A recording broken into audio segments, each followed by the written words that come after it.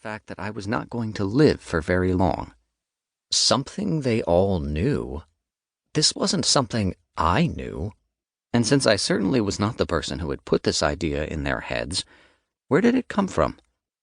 The author I knew from high school couldn't say. The notion had simply existed. It was a shadow cast by nothing. The only substantial point of reference was my body. In those days, I often rode in a wheelchair, but I had also frequently crossed the schoolyard on foot. I used to go out during breaks and stand around with everyone else in a circle. We would talk about our teachers.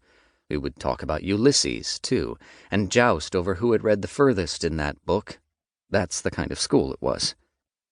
I thought I was just one among many. I didn't know that I was projecting a particularly tragic aura. I did know. I didn't have the words to express it. I am trying, now, to find them. I follow a timeline that others might have followed. I live in the same city where I grew up. I am an academic, a child of academics. I live a life like theirs. I am married and have a child with Ida, who is a woman who writes. My son has my eyes, which are my mother's eyes. His face has features reminiscent of childhood photographs of his grandfather. These are the threads that hold my life together. This is the fabric. Whenever I am recognized by someone who recalls the child I once was, a rift occurs, a rupture. The image is jarred. The life I live is displaced, briefly, by a reality that never happened. It glides past like a specter, depicting opaque but familiar images, phantom images of an alternate future that followed me until I became an adult. The recognition is followed up by the same compliment. You look so good. And it is that word, so, 2 letters at the center of a polite phrase that carries everything within it, that which could have been, that which never was. Did you get better? No, I say, I am more or less in the same shape that I used to be in, the way I was back then. My wheelchair is the same. I sometimes walk. My health is fine. But you look like you're better. Memory plays tricks on us, never more so than when it teams up with our expectations. The past is not what happened then. It is what we are speaking about now. Shouldn't you be dead? I have surpassed expectations.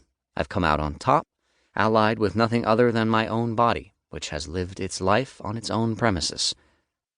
My body does not know which diagnoses it has been given, what kind of prognoses it has received, and this is good. Never tell me the odds, as Han Solo once said. This is me as an adult. This is me as a father. This is my son. He has my eyes, but not my diagnosis. He is also, in more than one way, a result of everything that never happened. Into the unknown. We do not know where we are headed. We sail in a leaking vessel, aware we are dying animals.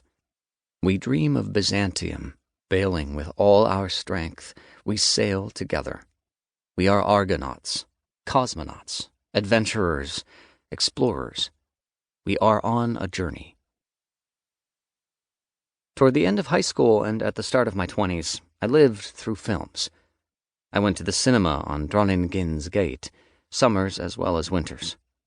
Once a month, on a Sunday evening, the movie was a surprise. No one knew what was going to be screened until the lights were dimmed. I stood waiting in line with friends. Weekday mornings were for press screenings. I sat alone in the half-empty cinema.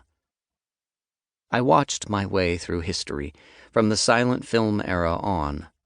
I wanted to know who all the pivotal directors were, what was important. After a while, I arrived at Wim Wenders. In Wings of Desire, Bruno Ganz plays an angel, sporting a worn, dark coat and a ponytail, wandering around Berlin. No one can see him, but he observes. He listens. He places an invisible hand on a shoulder. He is present. The screenplay was written by Peter Handke. I didn't know that back then. An old blind man is named in the credits as Homer. I also didn't notice that back then. What I did notice was this.